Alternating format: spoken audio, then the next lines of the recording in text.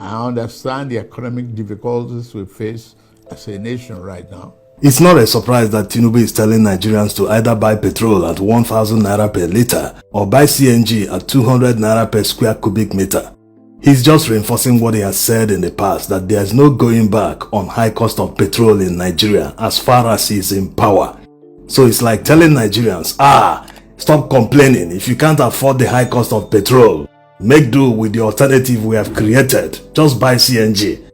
This is coming from a man who protested when petrol was being sold for 87 naira per litre. Because the government at the time, the administration of Goodluck Jonathan, increased the pump price to above 100 naira. He protested, the country was shut down. Now he's telling Nigerians to buy petrol at 1,000 naira per litre. That 1,000 is not even available in Lagos. Yes, most parts of Lagos, they are selling above 1,000, 1,100. Are we going to talk about northern Nigeria or deep south? So how in the world are Nigerians going to cope buying petrol at above 1,000 naira per litre, a product that is produced in Nigeria? Besides, CNG coverage is still very poor. How many petrol stations dispense CNG in many cities in Nigeria today? What they are doing in Nigeria can be compared to what they are doing in Europe, but there's one difference. They are not forcing it on their people immediately. They are making it a gradual process. There are countries in Europe that have set a limit for petrol vehicles. They want to transition to electric vehicles, but they understand that it's a gradual process. You don't just implement such a policy without giving people adequate time to adjust. Not just people alone, but the infrastructure. Even right now, some of these countries have shifted the date because they understand that the short time is not feasible to transition to full electric vehicles.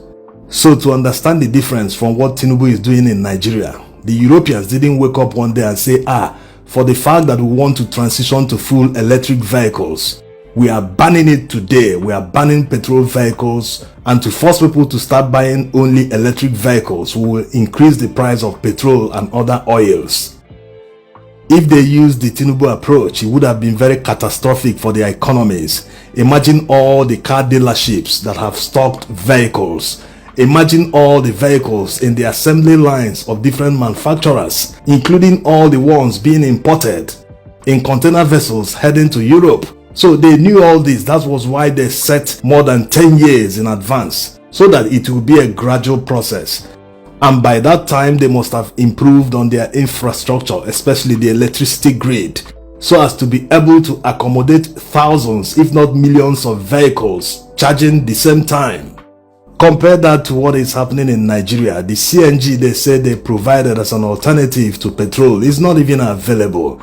How many filling stations in your city dispense CNG? Many people are already complaining, like in this video, where hundreds of vehicles are waiting in a queue in one filling station just to buy CNG. So they are telling people to move over to something that doesn't exist. It's not available. Lagos, the economic capital of Nigeria, there isn't up to 10 or maybe 15 filling stations that dispense CNG. They are pretending that Nigeria's economy is not moving downward. Even the IMF recently revised the GDP figures for Nigeria, downward revision. So maybe by December or January, Nigeria's GDP wouldn't be up to $200 billion.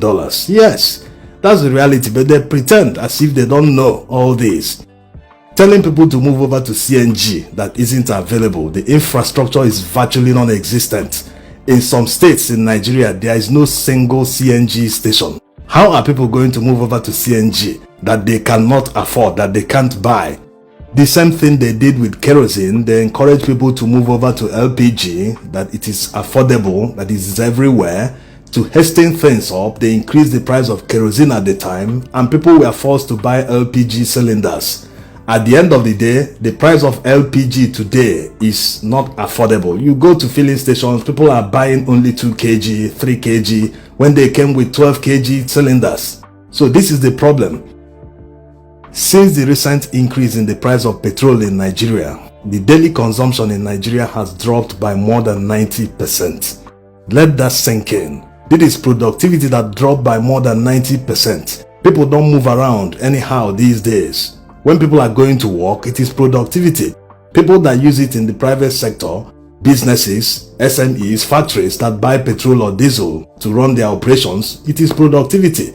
So when all these drop by 90%, you know that the economy is going down. Are we going to talk about the ripple effect? The more people drive their cars, the more they buy tires, the more they service their vehicles, the more they buy car parts, the more they patronize roadside vulcanizers, the money circulates. So all these activities dropping by 90% means that people are being plunged into poverty. People that on a daily basis expect to earn up to 2,000 or 5,000 naira per day, they wouldn't be earning this amount anymore because fewer people will continue to patronize them daily. As a minister, we have been supervising what has been going on there. And it is left for us to inform the general public that CNG has come to stay, and we have to follow that route because CNG is safe, cheaper, and protect the environment. So today the president has talked about ensuring that most of the filling stations across the country are converted into CNG stations where you have the conversion kits so that people can convert their vehicle to CNG.